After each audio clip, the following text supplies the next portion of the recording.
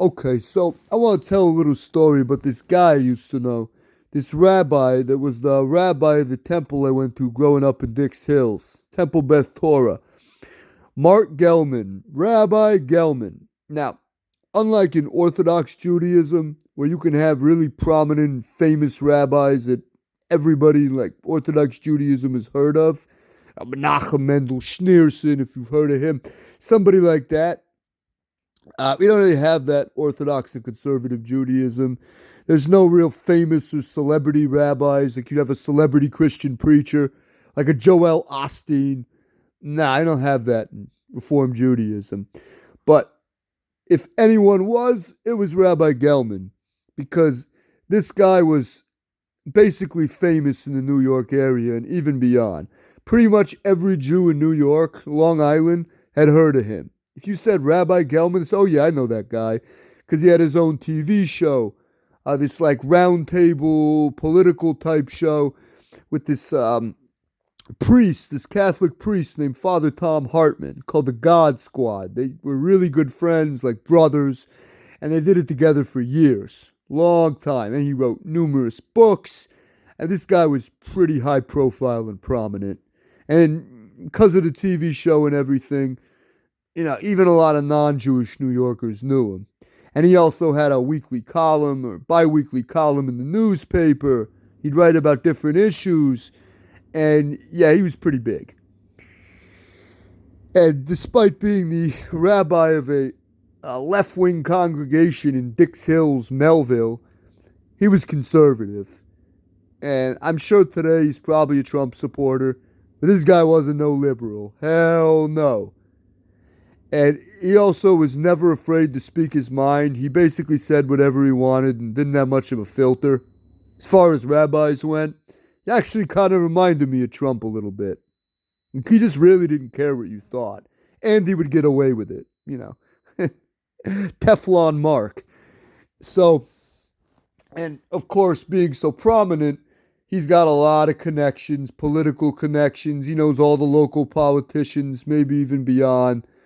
If he needs to do someone a political favor, he can make a phone call and do it. And this includes like going golfing with like famous people, rich people, all the time.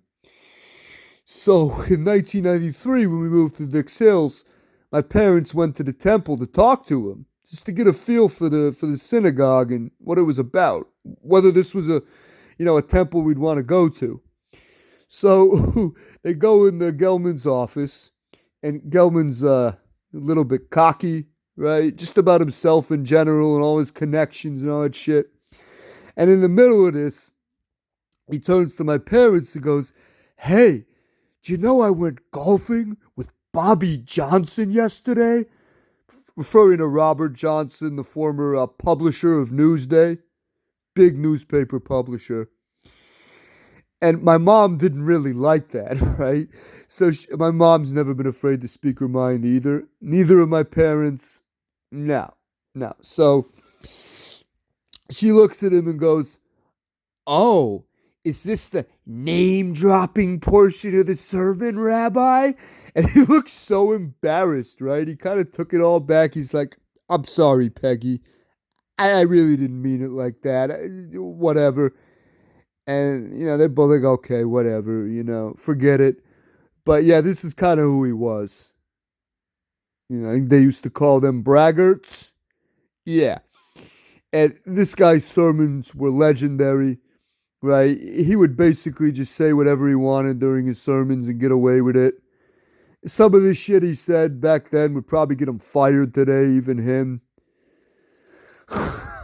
But yeah, the Gelman sermons. And of course, when you're 8, 9, 10 years old, you think like rabbis, priests, just clergy, descend from God, and, they're all perfect and pure, and they don't drink or smoke or definitely don't curse. So, one of the things we would do was, because my dad is connected and prominent too, so he got to know Gelman real well, and I'm sure they exchanged political favors and all that shit, whatever. So we'd hang out in his office, and my parents would bullshit with him before a service would start when we would go to temple. And I'd come in the office, and you had a few toys in there, and I'd play on the floor, keep busy while the grown-ups talked.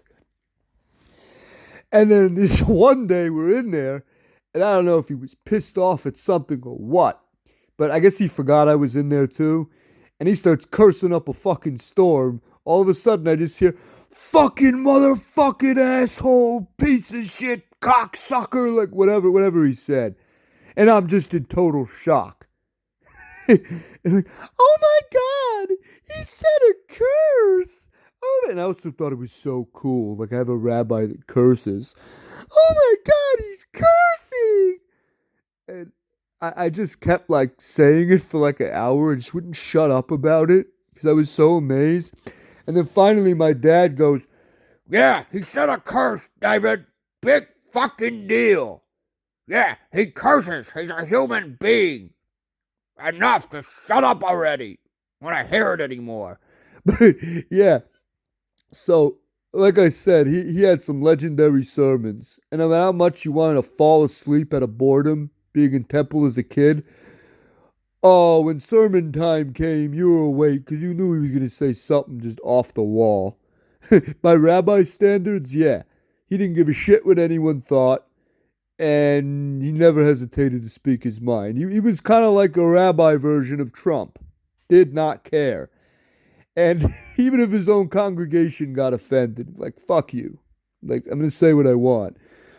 So this one year at Yom Kippur services, this would have been 2000. So yeah, I was 16.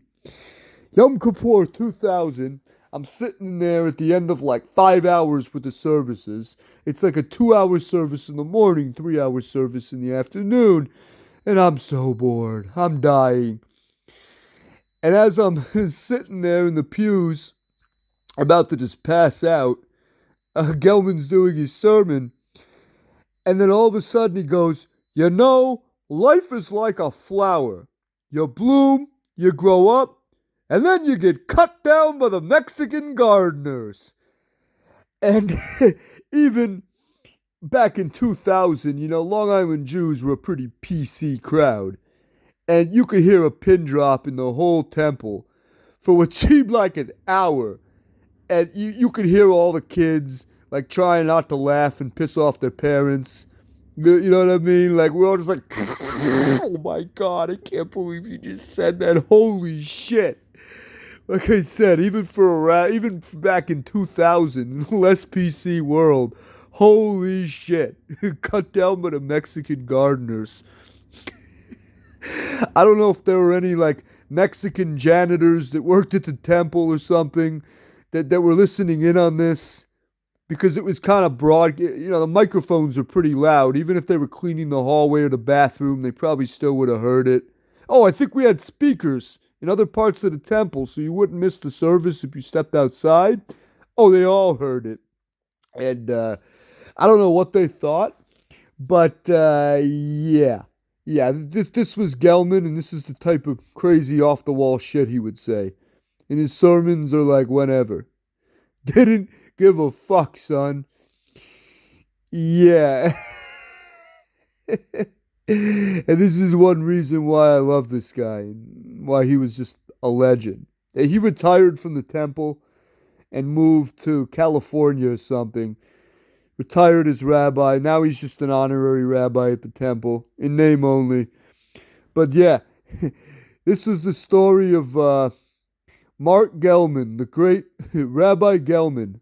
What a guy. What a fucking guy.